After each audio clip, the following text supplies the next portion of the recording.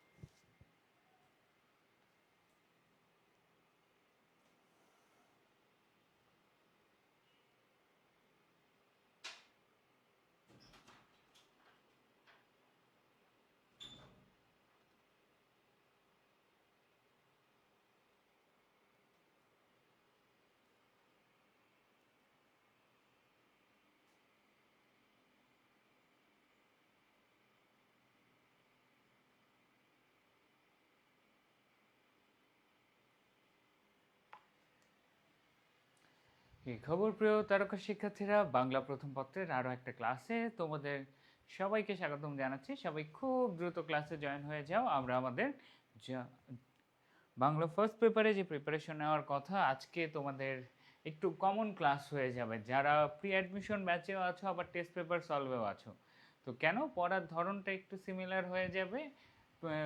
পড়ার ধরন সিমিলার হওয়ার কারণ উপন্যাস এবং নাটক, এই দুইটা যে টপিক আছে অ্যাডমিশনেও যেমন এখান থেকে প্রশ্ন আসা ফরজ, সেম ওয়েতে তোমাদের এইচএসসি পরীক্ষায়ও প্রশ্ন আসা ফরজ। তো কেউ যদি ভেবে থাকো যে উপন্যাসের একটা প্রপার প্রিপারেশন নিতে চাও, তাহলে এই জায়গায় প্রথমে আজকের ক্লাসে হচ্ছে অ্যাডমিশনের যে আসা পপুলার উপন্যাসের কোশ্চেনগুলো আছে সেগুলো এখানে সলভ করব। এবং যারা ওই সেম আমাদের টেস্ট পেপার সলভ ব্যাচে আছো, তাদের জন্য আবার আমরা টেস্ট পেপারের কোশ্চেনগুলো সলভ করব। তাহলে দুটোই যদি আমাদের সলভ করা হয়ে যায়, তাহলে সমস্যা কোথায়? তাহলে আর কোনো সমস্যা নেই। অ্যাটলিস্ট আজকের দিনটাতে তোমাদের উপন্যাসের একটা খুব সুন্দর গোছানো প্রিপারেশন হয়ে যাবে ইনশাল্লাহ। তো সবাই খুব দ্রুত ক্লাসে জয়েন করো। আমরা আজকে কোনো ডিফারেন্ট ধারার পড়ায় যাব না, একদম সুন্দরভাবে অ্যাডমিশনের উপন্যাস থেকে কি প্যাটার্নে কেমন একটু ঘুরিয়ে পেঁচিয়ে কিভাবে কি কোশ্চেন আসে সেগুলোই আজকে আমরা সলভ করব। ঠিক আছে? ওকে, সাউন্ড কম? আচ্ছা, আমি চেক করতে চাই। সাউন্ডে মনে হয় লিমিটার দেওয়া।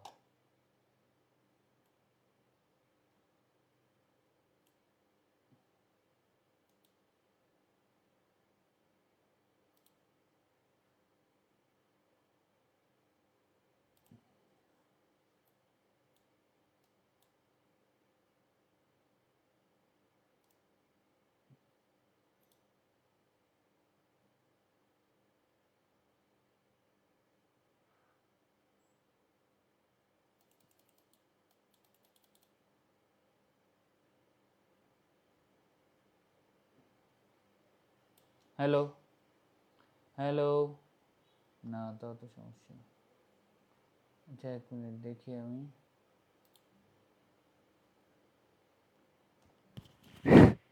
হ্যালো, এখন কথা শোনা যাচ্ছে?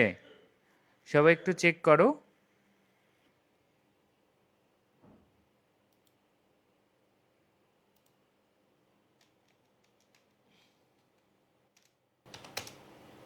Hello, okay. আই হোপ এখন তোমরা সবাই খুব ভালোভাবে শুনতে পারবা।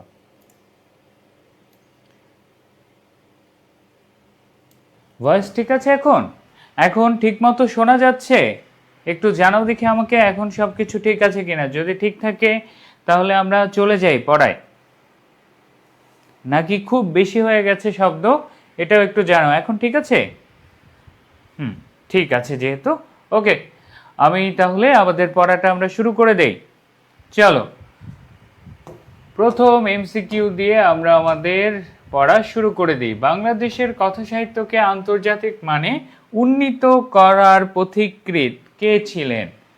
বাংলাদেশের 1 নম্বর এমসিকিউ, বাংলাদেশের কথা সাহিত্যকে আন্তর্জাতিক মানে উন্নীত করার পথিকৃৎ কে? উত্তর করো। কথা সাহিত্য নিয়ে তোমাদের অ্যাডমিশনে কিছু কোশ্চেন আসবে। দেখো, বাংলাদেশের প্রশ্ন যদি আসে যে বাংলাদেশের শ্রেষ্ঠ কথা সাহিত্যিক কে, প্রশ্ন যদি আসে কি বাংলাদেশের শ্রেষ্ঠ কথা সাহিত্যিক কে, তখন সেটার উত্তর হবে শরৎচন্দ্র চট্টোপাধ্যায়। তার উপরে কেউ নাই। বাংলা সাহিত্যের শ্রেষ্ঠ ঔপন্যাসিক কে? সেটা হচ্ছে শরৎচন্দ্র চট্টোপাধ্যায়। তাহলে সমস্যা কোথায়? সমস্যা হচ্ছে তোমাদের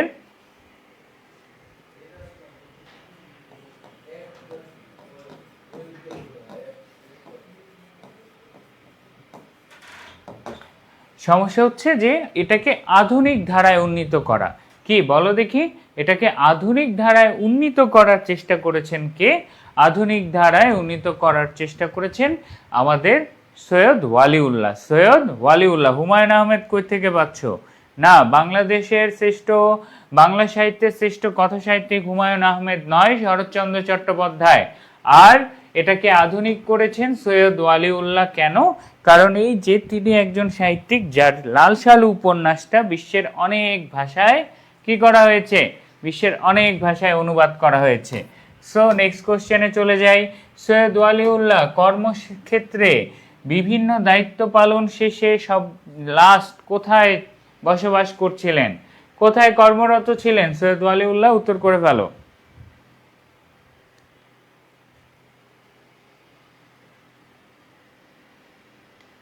নোট অবশ্যই চাইলে এক্সট্রা ইনফরমেশনগুলো খাতায় নোট করে রাখতে পারো। উপন্যাসের এক্সট্রা কিছু ইনফরমেশন আছে, ওগুলো চাইলে নোট করে রাখতে পারো। নেক্সট কোশ্চেন উত্তর করো। কোথায় ছিল? প্যারিসে ছিল। প্যারিসে কেন ছিল?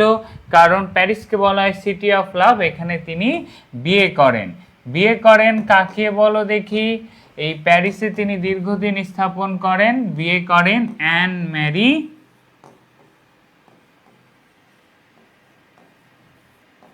থিবো। অ্যান ম্যারি থিবো নামে একজন ফরাসি নাগরিক। ফরাসি, ঠিক আছে? প্যারিস মানে ফ্রান্স, ফ্রান্সের প্যারিস। তাহলে একজন ফরাসি নাগরিককে তিনি বিয়ে করেন। তার বইয়ের নাম কি? An Marie Thibaut. ওকে, তারপরে আমাদের লাল সালু তিনি সেখানে থাকা অবস্থাতেই রচনা করেন। নেক্সট কোশ্চেনে যাই আমরা আমাদের উপন্যাস থেকে। মোদাচ্ছের পীরের মাজারটি মহব্বতনগর গ্রামের কোথায় ছিল? প্রশ্ন, এটার কোনো অপশন নাই, বলো। মোদাচ্ছের পীরের মাজারের অবস্থান কোথায়? মহব্বতনগরের কোথায়? সেটা বলতে হবে। মোদাচ্ছের পীরের অবস্থান, মাজারের অবস্থান মহব্বতনগরের কোথায়?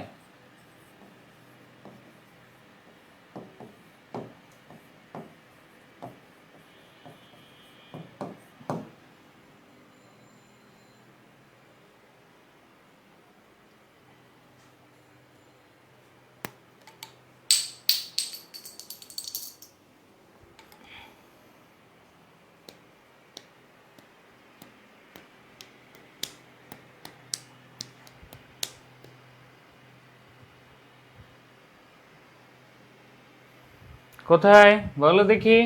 মোদাচ্ছের পীরের মাজারের অবস্থান মহব্বতনগরের কোথায়? সেটা হচ্ছে গ্রামের প্রান্তের পুকুরের পাশে।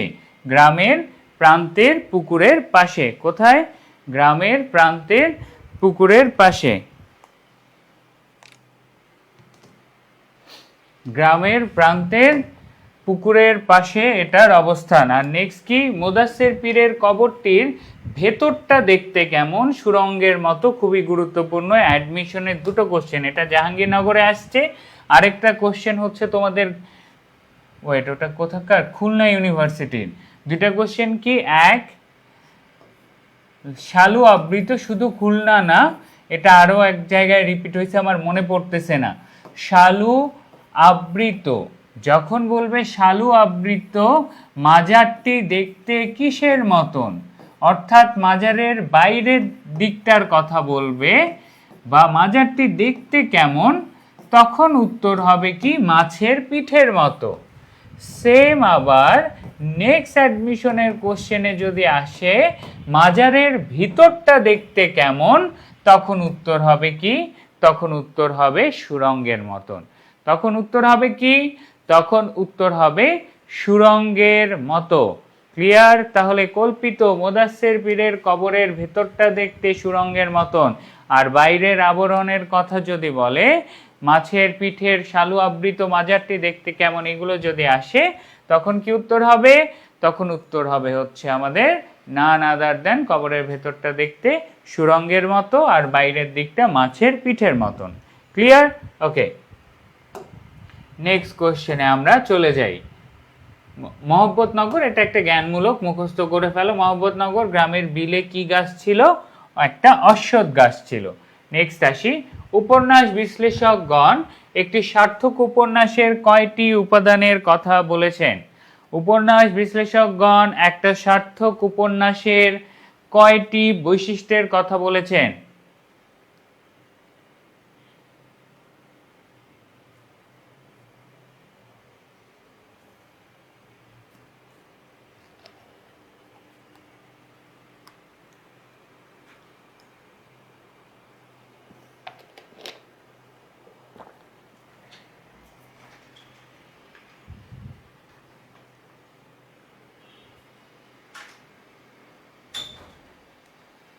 একটা সার্থক উপন্যাসের উপাদান 6টা, একদম জ্ঞানমূলক, মাথায় রাখবা।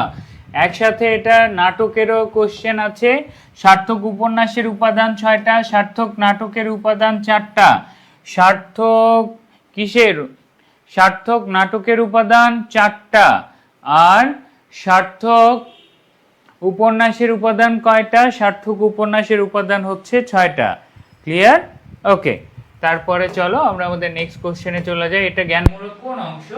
এই যে অংশটা দেখলাম, এই জায়গা থেকে আমাদের একটা পার্ট খুবই ভালোভাবে পড়তে হবে, যেটা আমরা পড়বো ইনশাআল্লাহ আমাদের অ্যাডমিশনের ক্লাসগুলো যখন শুরু হবে তখন। এখন কেন পড়বো না? কারণ এইচএসসি পরীক্ষায় ওই পার্ট থেকে কোশ্চেন আসে না এমন না, বাট খুব রেয়ারলি ওই জায়গা থেকে কোশ্চেন করে। তারপরে আমি সবাইকে পড়ে নিতে বলবো। ওই জায়গা থেকে প্রচুর ইনফরমেশন আছে, উপন্যাসের ধরন, উপন্যাস শব্দটি কি উপসর্গ যোগে গঠিত, এটার বিন্যাস কেমন, উপযোগ, নিযোগ, অস, এরকম স্ট্রাকচার দিয়ে উপন্যাস শব্দটা গঠিত হয়। উপন্যাস শব্দের অর্থ কি, বিশেষ রূপে বিন্যস্তকরণ, তাই না? তো এই যে উপন্যাসের বেশ কিছু বেসিক বিষয়গুলো আছে, এগুলো এই উপন্যাসের ওই সামনের অংশে। স্পেশালি কোন উপন্যাসটা কে লিখছে? বাংলা সাহিত্যের প্রথম সার্থক উপন্যাসের নাম কি? দুর্গেশ নন্দিনী। বাংলা সাহিত্যের প্রথম উপন্যাসের নাম কি? সেটা হচ্ছে প্যারীচাঁদ মিত্রের আলালের ঘরের দুলাল। একটা উপন্যাসের, কার মতে? ইএম ফস্টারের মতে একটা উপন্যাসের সর্বনিম্ন শব্দ সংখ্যা হওয়া উচিত কত? 50,000-এর বেশি। মিনিমাম 50,000-এর বেশি হতে হবে একটা উপন্যাসের শব্দ সংখ্যা। তো উপন্যাসের এই যে বেসিক ইনফরমেশনগুলো আছে, চেতনা প্রবাহ রীতির উপন্যাস, মনস্তাত্ত্বিক উপন্যাস, রাজনৈতিক উপন্যাস। যেমন প্রশ্ন আসতে পারে রবীন্দ্রনাথের গোরা কোন ধরনের উপন্যাস? উত্তর কি হবে? সেটা একটা রাজনৈতিক উপন্যাস। চেতনা প্রবাহিতের উপন্যাস কি? সৈয়দ ওয়ালিউল্লাহর কাদো নদী কাদো, চাঁদের অমাবস্যা, এগুলো হচ্ছে কি উপন্যাস? চেতনা প্রবাহ রীতির উপন্যাস। তারপর রূপক উপন্যাস আছে ভাসিলিয়ানের অ্যানিমেল ফার্ম, এটা কোন ধরনের উপন্যাস? এটা হচ্ছে তোমাদের রূপক উপন্যাস। তো এই যে তোমাদের উপন্যাসের স্ট্রাকচারে বিভিন্ন ধরন। আবার চেঙ্গিস খান কোন ধরনের উপন্যাস? এটা হচ্ছে তোমাদের ঐতিহাসিক উপন্যাস। এছাড়া মীর মোশাররফ হোসেনের বিষাদ সিন্ধু, এটাও কি ঐতিহাসিক উপন্যাস। এই যে ক্যারেক্টারগুলো আর মাথায় রাখবা, আমাদের মুক্তিযুদ্ধ নিয়ে যতগুলো উপন্যাস আছে, জহির রায়হানের আরেক ফাল্গুন, হাঙ্গর নদী, গ্রেনেড, সেলিনা হোসেনের, এগুলো সব রাজনৈতিক উপন্যাসের ক্যাটাগরিতে পড়বে। তো এইগুলো পড়ার জন্য আমাদেরকে বেশ কিছু অনেকগুলো পড়তে হবে। তোমাদের আজকের ক্লাসে আমি সেই ইনফরমেশনগুলো সুন্দরভাবে সাজিয়ে পিডিএফ এ দিয়ে দিব, মুখস্থ করতে হবে। এগুলো পুরোটাই মুখস্থের উপর, এখানে বোঝার কোনো নাই, মনে রাখার আলাদা কোনো টেকনিকও বের করা যায় না। কেন? কারণ এক একজনের নামে এক একটা করে উপন্যাস, এক একটা ক্যাটাগরির উপন্যাস। তো এই পার্টটা পড়ে রাখবা, তোমাদের এইচএসসি পরীক্ষায়ও কাজে লাগতে পারে, আবার তোমাদের অ্যাডমিশনে এটা কাজে লাগবেই। ঠিক আছে? সাউন্ডে কি খুব প্রবলেম, মানে অনেক জোরে শব্দ হচ্ছে এমন কিছু? স্যার কম বেশি শোনা যাচ্ছে। হ্যাঁ, কি সমস্যা হলো?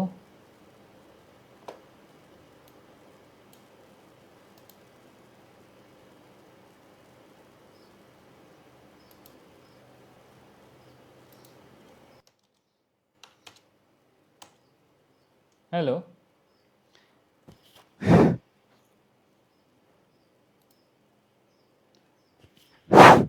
Hello, hello, hello. এবার আই হোপ প্রবলেম হবে না। ঠিক আছে? ওকে, আমরা পড়ায় ব্যাক চলে যাই। ঠিক আছে? আর প্রবলেম পাবো না, আমি নিজেই জোরে বলতেছি। নেক্সট কোশ্চেনে যাই, চলো।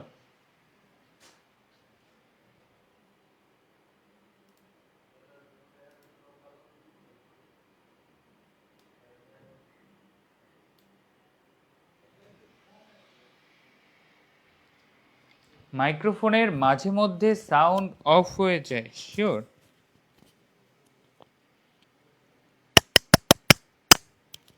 তোমাদের কান একটু ফাটাই, আই হোপ এখন ঠিক আছে, প্রবলেম হওয়ার কথা না। চলো আমি জোরেই বলতেছি যেন ভয়েস ক্যাপচার করা বাদ না দিয়ে দেয়। নেক্সট কোশ্চেনে আমরা চলে যাই। লাল সাল উপন্যাসে উচক্কা শব্দের অর্থ কি? লাল সাল উপন্যাসে উচক্কা শব্দের অর্থ কি? উত্তর করে ফেলো। লাল সাল উপন্যাসে উচক্কা শব্দের অর্থ কি? প্রশ্নে আমরা ব্যাক চলে আসি। লাল সাল উপন্যাসে উচক্কা শব্দের অর্থ কি?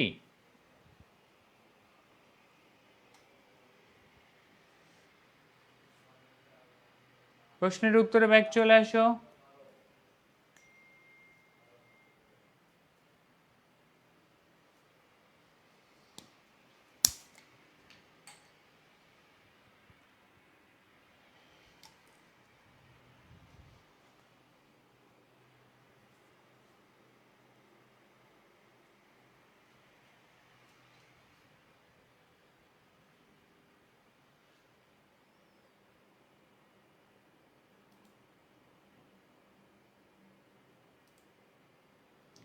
উচক্কা শব্দের অর্থ ডান পিঠে। উচক্কা শব্দের অর্থ কি? ডান পিঠে। লালসা এটা জেনে রাখো। উচক্কা, তারপরে হচ্ছে চঞ্চল, এগুলো কাকে বলা হয় বলো দেখি? লালসাল উপন্যাসে এগুলো কিন্তু আমাদের কম বয়সের রহিমাকে বলা হয়। কাকে? রহিমাকে, অর্থাৎ মজিদের স্ত্রীকে। আমরা নেক্সট কোশ্চেনে চলে যাই। এরকম উপন্যাসে জয়ীফ শব্দটা আছে, দেন মারুফ শব্দের অর্থ আছে মহান পুরুষ।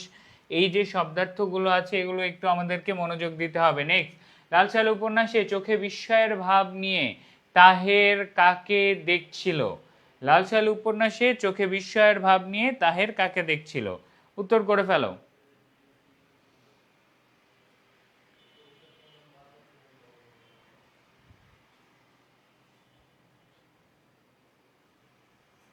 ইয়েস, মজিদকে দেখছিল। কাকে দেখছিল? মজিদকে দেখছিল। এই জায়গাটা নিয়ে তোমাদের বেশ কিছু কনফিউশন হয়, যে সেই কোশ্চেনটা যদি আসা যাইতো তাহলে ভালো হতো। আচ্ছা, তার আগে এই কোশ্চেনটা অ্যান্সার করো। রাত যত গভীর হয় তত আগুন হয়ে ওঠে মাথা। এখানে মজিদ চরিত্রের কোন বিষয়টি ফুটে উঠেছে? রাত যত গভীর হয় তত আগুন হয়ে ওঠে মাথা। এখানে মজিদ চরিত্রের কোন বৈশিষ্ট্যটি ফুটে উঠেছে?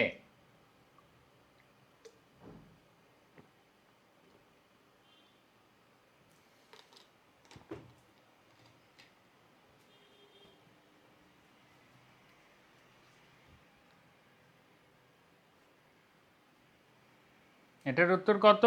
রাত যত গভীর হয় তত আগুন হয়ে ওঠে মাথা। কি প্রকাশ পেয়েছে? প্রতিহিংসা। এটা কার ব্যাপারে? মাথায় রাখবা, এটা হচ্ছে জমিলার ব্যাপারের কথা। রাত যত গভীর হয় তত আগুন হয়ে ওঠে মাথা, অর্থাৎ জমিলার ওই যে নামাজ না পড়ার কাহিনী, জমিলা যে নামাজ পড়তে পারে না, তারপর মজিদ বলার পরেও সে নামাজ পড়েনি, সেই জায়গায় তার প্রতি ক্রোধ বা প্রতিহিংসা থেকে এই আলোচনাটা আসে। এটা কি হবে বলো দেখি? প্রতিহিংসা, নট লালসা, প্রতিহিংসা। প্রতিহিংসার ক্যাটাগরিতে এই কথাটা বলা হয়েছে। ঘটনা জানতে হবে, তারপরে অ্যান্সার করতে হবে। রাত যত গভীর হয় তত আগুন হয়ে ওঠে মাথা। কেন আগুন হয়? আমাদের মজিদের প্রতিহিংসা পরায়ণ হয়ে। নেক্সট কোশ্চেন, শালু শব্দের অর্থ কি? খুবই গুরুত্বপূর্ণ জিনিস। এই প্রশ্নের উত্তরে আমি ব্যাখ্যা করে দিব, তোমরা আগে উত্তর করো। তোমরা আগে উত্তর করো, তারপরে আমি বলে দিব।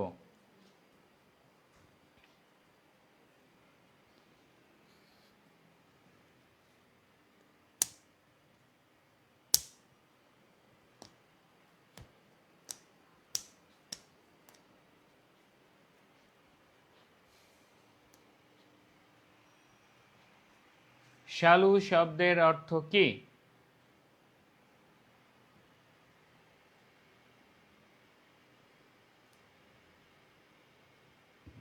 অনেকেই খ বলছো,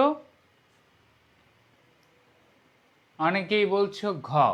কোনটা সঠিক? তাই তো, এটা নিয়ে কাটাকাটি মারামারি হয় যে শালু শব্দের অর্থটা আসলে কোনটা, আগেরটা না পরেরটা। লাল রঙের কাপড়। দেখো, যদি অপশনে মাজারের উপর বিছানার আবরণ না থাকে, তাহলে শুধু ক্ষেত্রে শালু মানে লাল রঙের কাপড় বলা যায়। বাট লাল শালু, ওকে, বাহুল্য দোষের শব্দ না। কেন? যদি বলে লাল শালু শব্দতে শালু অর্থ কি? মাজারের আবরণ। কেন? কারণ তার আগে লাল অ্যাড করা আছে। লাল লাল শালু, এটা তো বাহুল্য দোষ হয়ে যাবে। এই জন্য শালু, লাল শালু শব্দটাতে শালু শব্দটা কি বোঝায়? মাজারের উপর বিছানোর আবরণকে বোঝায়। আর শুধু যদি অপশনে মাজারের উপর বিছানোর আবরণ না লেখা থাকে, তখন শালু শব্দটাকে বইয়ের শব্দার্থ অনুযায়ী তখন তোমরা বলতে পারবা সেটা লাল রঙের কাপড়। বাট লাল শালু শব্দের মধ্যে শালু অর্থ কি? মাজারের উপর বিছানোর আবরণ। ক্লিয়ার? অপশন দেখে এই ধরনের শব্দার্থ অ্যান্সার করতে হবে। নেক্সট কোশ্চেনে চলে যাই। মুদাস্সের কথাটির অর্থ কি? মুদাস্সের কথাটির অর্থ কি? মুদাস্সের কথাটির অর্থ হচ্ছে নাম না জানা। এটা আমরা সবাই জানি। এই শব্দার্থগুলো থেকে প্রচুর কোশ্চেন আসছে। মোহাম্মদনগরে আগমনের পূর্বে মসজিদ কোথায় ছিল? মসজিদ লেখা কেন রে? মোহাম্মদনগরে আগমনের পূর্বে মসজিদ কোথায় ছিল?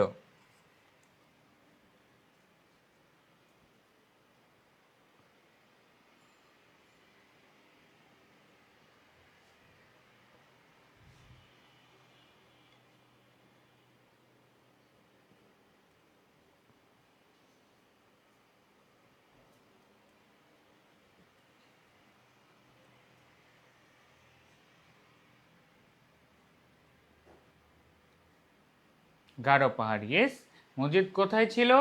গারো পাহাড়ে ছিল। তার আগে মসজিদের এলাকার, এই যে এখানে একটা এলাকার কথা বলা হয়, শস্যের চেয়ে টুপি বেশি, ধর্মের আগাছা বেশি, যে এলাকাটা নিয়ে শস্যহীন বলা হয়, অর্থাৎ মসজিদের এলাকা ছিল নোয়াখালী। সেই নোয়াখালী এলাকা থেকে মসজিদ গিয়েছিল গারো পাহাড়।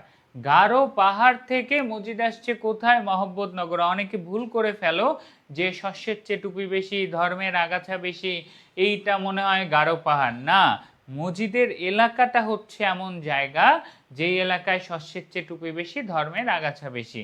সেই এলাকায় খায় পরে থাকতে না পেরে মসজিদ গারো পাহাড়ে চলে যায়। সেখানে গিয়ে এক শিকারী, কেমন শিকারী? এক সরকারি কর্মকর্তা শিকারী, তাকে মহব্বতনগর এলাকার খোঁজ দেয়। যেই জায়গা থেকে মসজিদ এরকম একটা সুজলা সুফলা শস্য শ্যামলা মহব্বতনগর গ্রামের খবর পেয়ে লোভে পালায় আসে, লোভে দৌড়ে এসে সে এলাকার মানুষকে একটু ভণ্ডামি করে। কি নিয়ে ভণ্ডামি করে? মুদাস্সের পীরের মাজার নিয়ে। তো এই টাইপের সৃজনশীল কোশ্চেনে এই জায়গাটা ব্যাখ্যা করতে পারবা। নেক্সট আসো, মহব্বতনগরের কয় গ্রাম পরে আউয়ালপুর? মহব্বতনগরের কয় গ্রাম পরে আউয়ালপুর?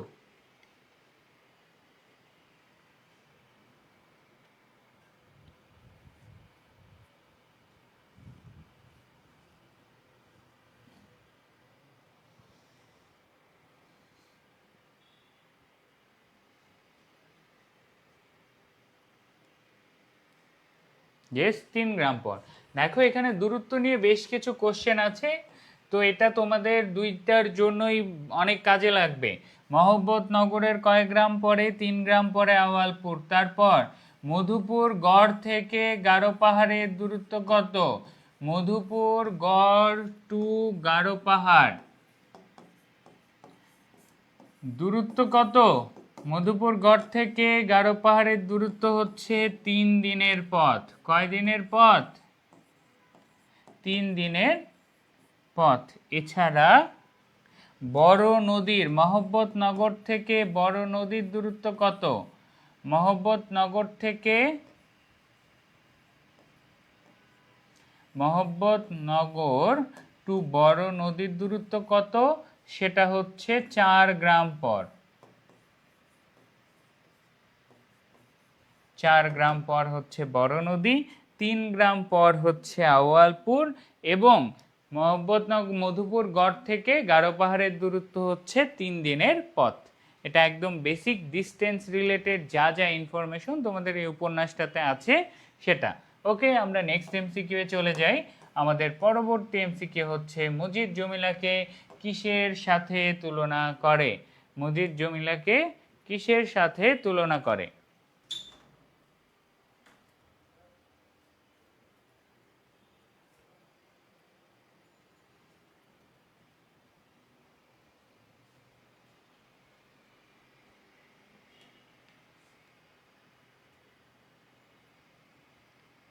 কালকে বাংলা এক্সাম? বাহ, দারুণ। আজকে তোমার উপন্যাসের একটা ভালো প্রিপারেশন হয়ে যাবে ইনশাল্লাহ।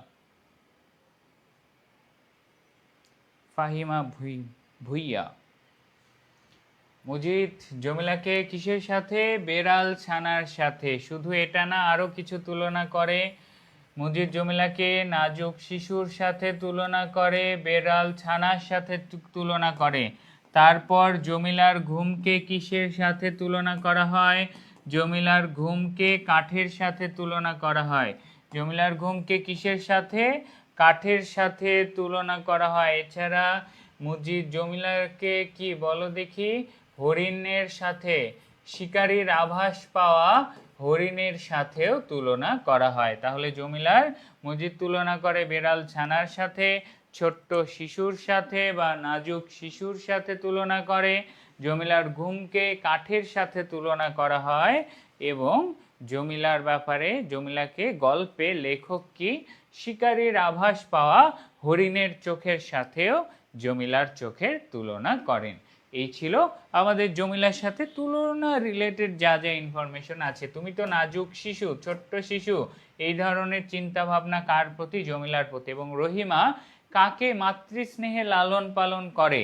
সেটা হচ্ছে জমিলাকেই। কেন? জমিলার বয়সটা যেহেতু ছোট, জমিলার রহিমার মাঝে কেমন সম্পর্ক ছিল? একটা মাতৃসুলভ সম্পর্ক তাদের মধ্যে ছিল। কারণ রহিমার বয়স অনেক, আবার রহিমার সন্তান নাই, সেই দিক থেকে তার মাঝে একটা মাতৃসুলভ আচরণ কাজ করে। ওকে, এছাড়া জমিলা নিয়ে আরো কিছু এমসিকিউ আছে, যে মজিদকে শ্বশুর মনে করে কে? জমিলা। কি বলে সে? তানি বুঝি দুলার বাপ। এটা কার কথা? এটাও জমিলার কথা। সে কাকে বলে? রহিমাকে বলে যে মজিদ যখন বিয়ে করতে আসছে, জমিলা মজিদকে কি তার শ্বশুর মনে করে। নেক্সট কোশ্চেনে আমরা চলে যাই। লাল সাল উপন্যাসের শেষ বাক্য কোনটি?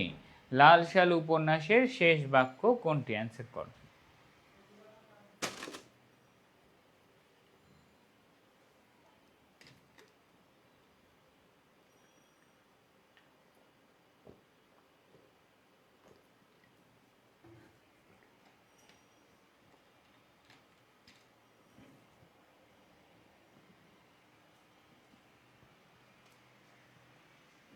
লাল সাল উপন্যাসের শেষ বাক্য কোনটি?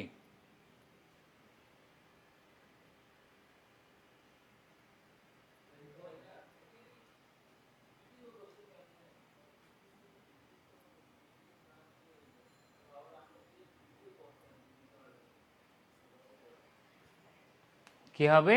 গ নাম্বার, বিশ্বাসের পাথরে যেন খোদাই সেচক। এটা আমরা সবাই জানি।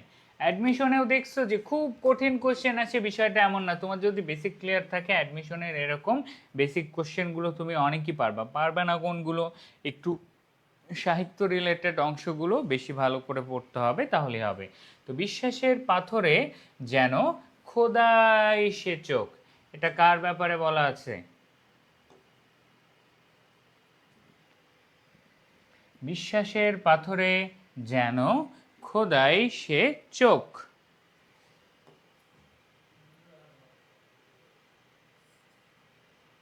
এটা বলা সকলের, সকলের ব্যাপারে, নট মজিদ। এই কথাটা কাদের ব্যাপারে বলা হয়? সকলের, অর্থাৎ মহব্বতনগরের সকল গ্রামবাসীর। কার? মহব্বতনগরের গ্রামবাসীর ব্যাপারে এই কথাটা বলা হচ্ছে। যখন সবাই দেখলো মহব্বতনগর গ্রামে কিসে সব নষ্ট হয়ে যায়, শিলাবৃষ্টিতে সব ধান নষ্ট হয়ে যায়, সেই জায়গায় কাজ করার পরিবর্তে মজিদ বলে নাফরমানি করিও না, খোদার উপর তোয়াক্কল রাখো। এই সব কিছু নষ্ট হয়ে যাওয়ার পরেও মজিদের সাম্রাজ্য টিকে থাকে, এটা নিয়েই সেখানে বলা হয়েছে যে নাফরমানি করিও না, বিশ্বাসের পাথরে যেন খোদাই সে চোখ, অর্থাৎ বিশ্বাসের পাথরে খোদাই করে দেওয়া আছে তাদের মধ্যে বিশ্বাস, সেটা তাদের জন্য ক্ষতিকর হলেও হলো, কিন্তু তাদের মজিদের উপর বিশ্বাস আছে, থাকবে। এই রকম একটা মেন্টালিটি যে তাদের মধ্যে গ্রো করে আছে, এই বিষয়টা এখানে তুলে ধরছে। ওকে, নেক্সট কোশ্চেনে চলে যাই। দুদু মিয়ার কয় ছেলে? দুদু মিয়ার কয় ছেলে? উত্তর করো। গ্রামের মানুষের ব্যাপারে বলা হয়েছে।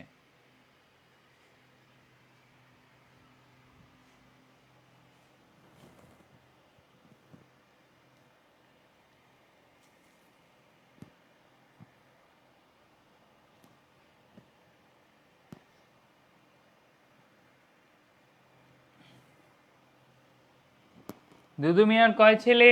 দুদু মিয়ার ছেলে হচ্ছে 7। দুদু মিয়ার ছেলে কয়টা?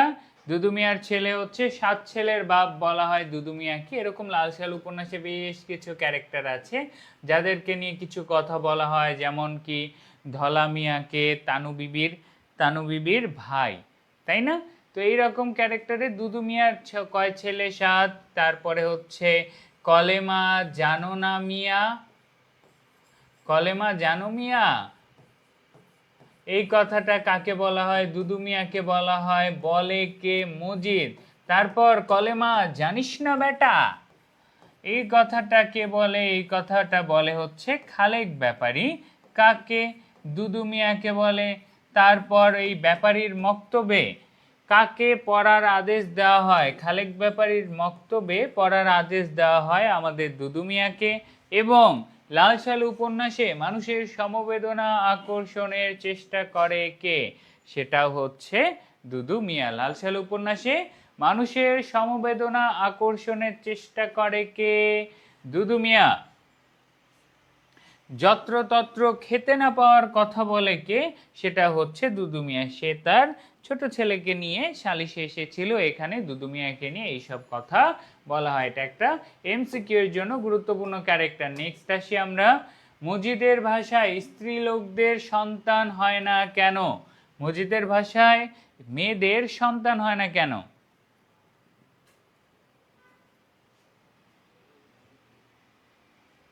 দুদু মিয়া একটা মানুষ, গ্রামের একটা মানুষ, 7 ছেলের বাপ।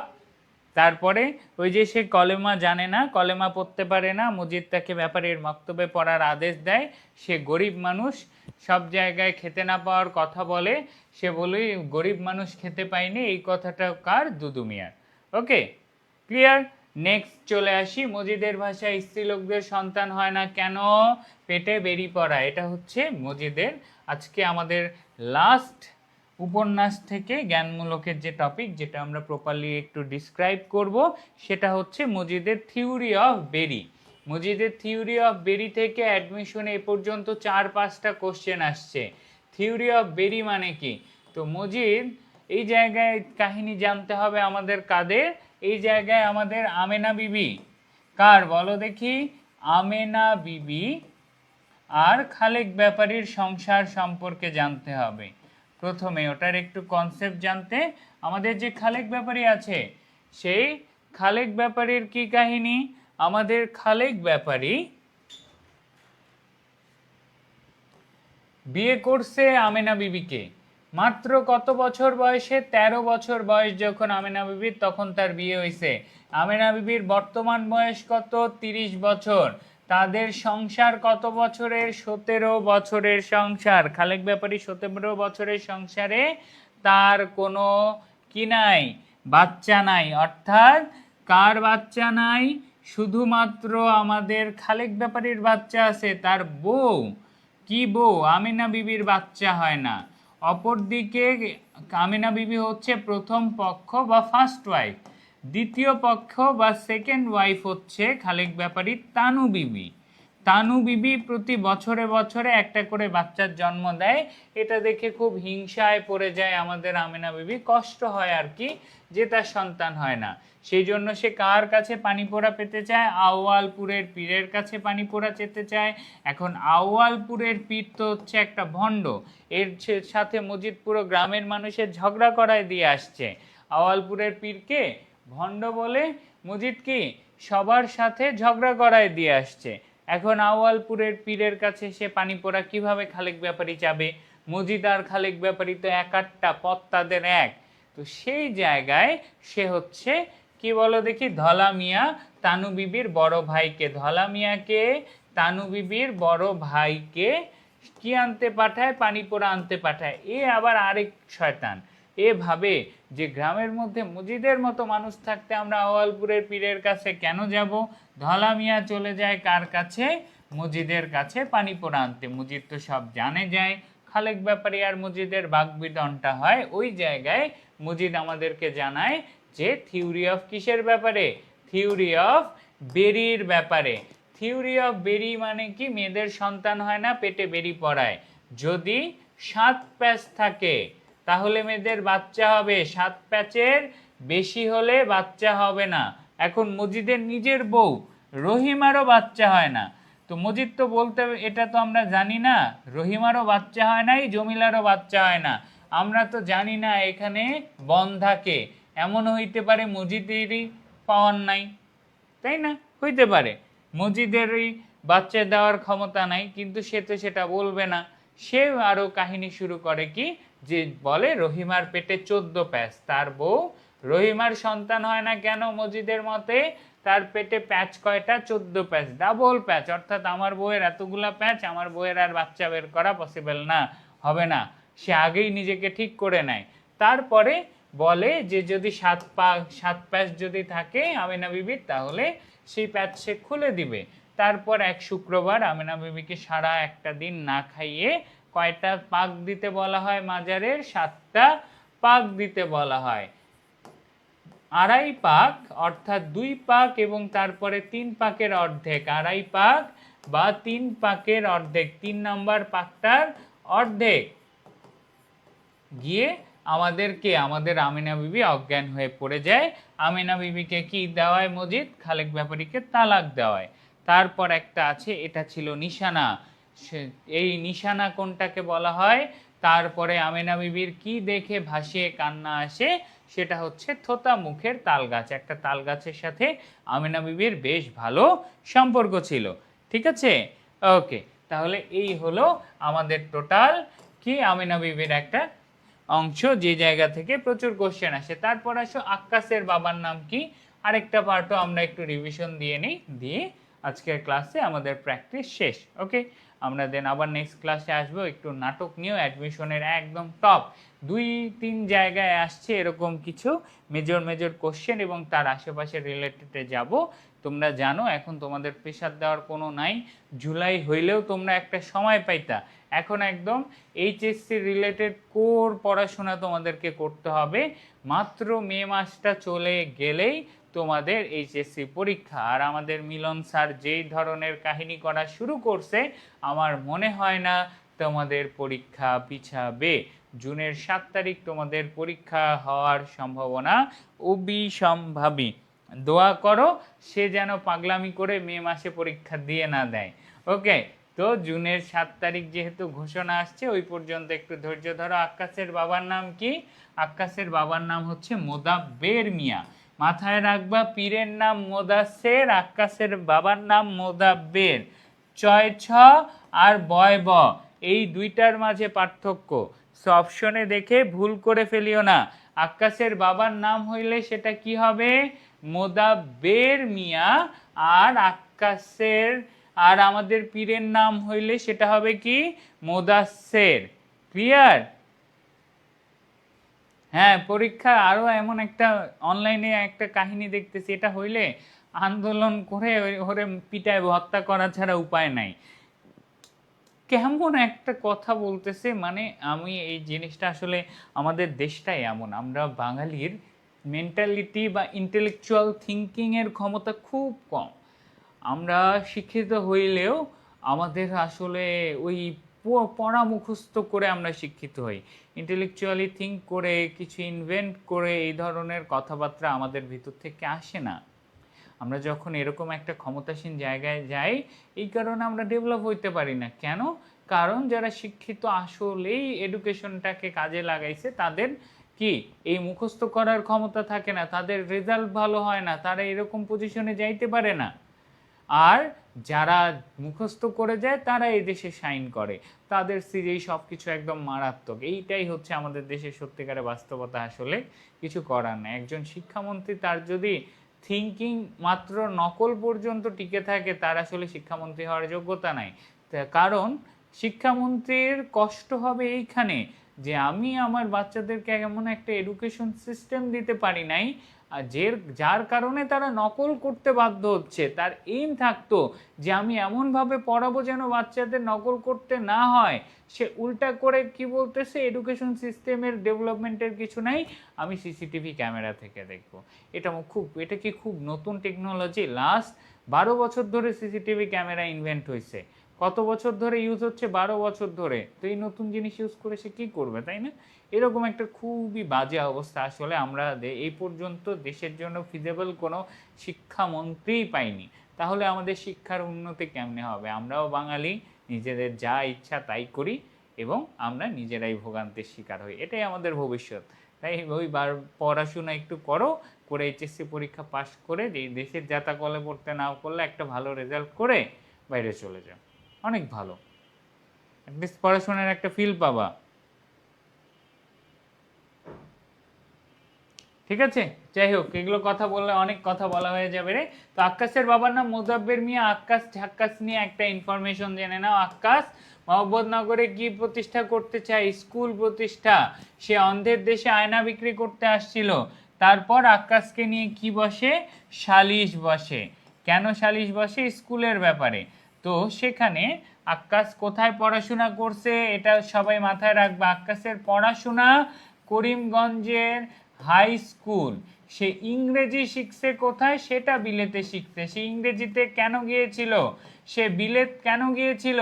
সে বিলেতে গিয়েছিল কোম্পানির চাকরি করতে। কি করতে? একটা কোম্পানিতে চাকরি করতে। বাট পড়াশোনা সে করেছিল কোথায়? পড়াশোনা সে করেছিল করিমগঞ্জের হাই স্কুলে। তারপর একটা কোম্পানির চাকরি করতে বিলেতে গেছে, সেখান থেকে সে ইংরেজি শিখে আসছে। এখান থেকে একটা গুরুত্বপূর্ণ শব্দ আছে, কি শিখলে মাথা ঠিক থাকে না?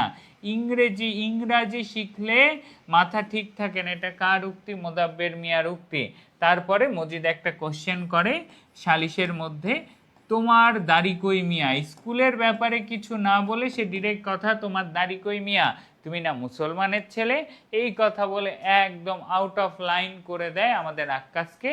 আক্কাস আর কিছু বলতে পারে না এবং এভাবেই আক্কাসের স্কুল প্রতিষ্ঠার চেষ্টাকে আমাদের মজিদ সাহেব বানচাল করে দেয়। কেন?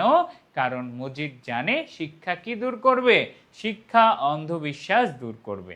তো এই হচ্ছে আমাদের উপন্যাসের আজকের ক্লাস, যেখানে আমরা একদম শুরু থেকে বেশ কিছু ইনফরমেশন, বেশ কিছু জায়গা একবার প্রপার রিভিশন দিয়ে নিলাম। এরকমই তোমাদের প্রি অ্যাডমিশনের আর মনে হয় একটা দুইটা ক্লাস হবে। আমি তোমাদের আবারও বলছি, যদি তোমার খুব বেশি ল্যাকিংস থেকে থাকে, জিকে যে ক্লাসগুলো হচ্ছে এখন চাইলে অ্যাভয়েড করো। তোমার এইচএসসিতে A+ আগে, তারপর অন্য কিছু। আবারও বলছি, বাংলা এই যে পড়লা তোমার উপন্যাসের কাজে লাগলো, তোমার হচ্ছে এইচএসসির কাজে লাগতেছে, বাট কেননা যেহেতু তোমরা এই জায়গায় তোমাদের প্রি অ্যাডমিশনে ভর্তি হয়েছো কম টাকায়, যে অ্যাডমিশনটা আমাকে আর টেনশন করে অন্য কোনো কোর্সে ভর্তি হইতে হবে না, আমার পুরো অ্যাডমিশন এই প্রি অ্যাডমিশন কোর্স দিয়েই কভার হয়ে যাবে। অনেকে বলতেছো যে ভাইয়া এইটা করান ওইটা করান, প্রি অ্যাডমিশনের কাজে যারা একদম আছো আমাদের সবার কথাই ভাবতে হবে।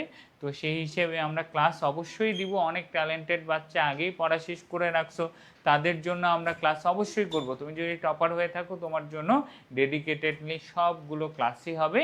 বাট যারা একটু গ্যাপে আছো তাদের জন্য বলতেছি যে তোমরা তোমাদের এই সব কিছু আমি আবারও পড়াবো, কিন্তু এখনও যেরকম পড়াচ্ছি আগে প্রিপেয়ার করতেছি সেম পড়া আমি আবার পড়াবো, জিকেরও সেম পড়া আবার পড়ানো হবে। It will B A continuous loop, চলতে থাকবে, থামা যাবে না। ওকে, তো যেহেতু থামা হবে না তাহলে সমস্যা কি, রেগুলার আসবা, ক্লাস করবা, কি করবা বলো দেখি। এই জন্যই হ্যাঁ, অনেকের কলেজে মডেল টেস্টও চলতেছে, তো এই পরীক্ষাগুলো দাও, প্র্যাকটিস করো, ইনশাল্লাহ এইচএসসি পরীক্ষার ঝামেলাটা মাথা থেকে ঝেড়ে ফেলো। তারপরে তোমরা আবার কি, আবার আমরা একসাথে অ্যাডমিশনের জার্নিতে আবার শুরু হবে ইনশাল্লাহ। ওকে, ঠিক আছে, তাহলে সবাই ভালো থাকো, তোমাদের আর সময় নষ্ট না করি, দেখা হবে পরবর্তী ক্লাসে।